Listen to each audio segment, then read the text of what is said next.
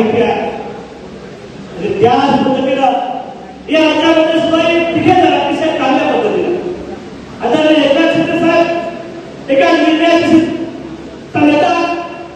घेऊन शब्द असणाऱ्या आदरणीय देवेंद्रजींच्या माध्यमातून या राज्यातल्या सगळ्या प्रश्नांचं काम आणि या प्रश्नांना न्याय देण्याची भूमिका असण्याची येतात आणि आदरणीय दादा अतिशय कर्तव्यदक्ष अतिशय संयमानं परंतु कार्यकर्त्याच्या मागे उभारणारा कार्यकर्ता अशा पिठांचं सरकार हे निर्णय घेणारं सरकार आहे आणि घेतलेला निर्णय हा जनतेच्या हितासाठी काम करणारं सरकार या राज्यामध्ये काम करत आहे.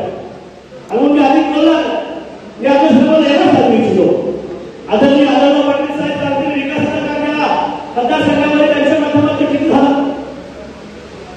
ते आम्हाला सर्वांना हेही सांगतो. परंतु भारतीय जनता पक्षाचा कार्यकर्त्याच्या विचाराने काम करतो. तुम्ही आम्ही सर्वांनी 22 जानेवारीला भगवान श्रीरामांच्या मंदिराचा आनंद उत्सव साजरा केला ना अतिशय जोरामध्ये साजरा केला.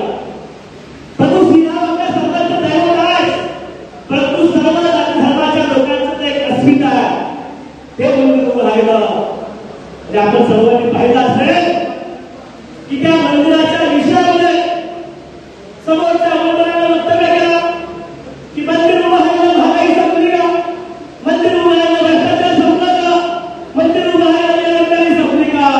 मित्रांनो महागाई बेरोजगारी भ्रष्टाचारासाठी सरकार काम करत राहणार परंतु प्रभू श्रीरामांच्या मंदिराचा दाखला दे जर आपल्या सर्वांच्या दैवताचा कुठे अपमान करत असेल तर आपण सरकारनं त्यांना वाटतं.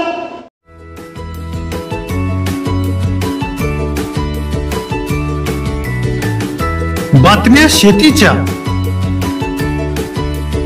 बातम्या मातीच्या, बातम्या अन्यायाच्या, गुन्हेगारीच्या,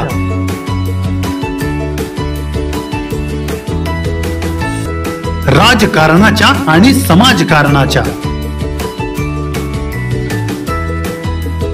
शोषणाविरुद्ध बुलंद आवाज, जनसामान्यांच्या हुंकाराची गाज, सत्कार्याला प्रोत्साहन,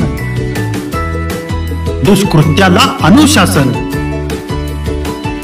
निर्भीड, निस्पृह, सडेतोड, बेधडक आणि रोखटोक म्हणजेच विघ्नहर टाइम्स. शोध बातमीचा, ध्यास सत्याचा.